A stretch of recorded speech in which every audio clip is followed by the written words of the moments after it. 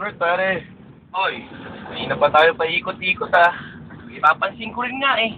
Eh, paano ba kasi papuntang, Novaliches? Asa na ba tayo? Di ba, Quezon City na to. Kumaliwa ka dyan sa may Katipunan. Tapos, may circle dito banda eh. Ikot ka doon.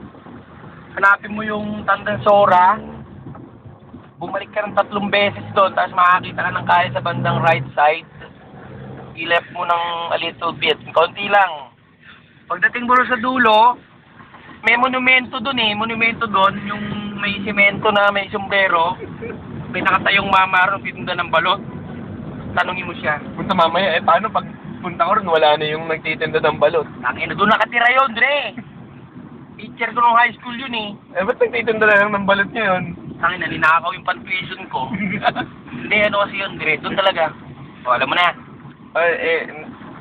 Sabi mo kanina, kakaliwa. Saan tayo kakaliwa dito? Underbridge. Dito may ano dyan, oh. Pa-circle dito sa may Katipunan. Iligo mo dyan.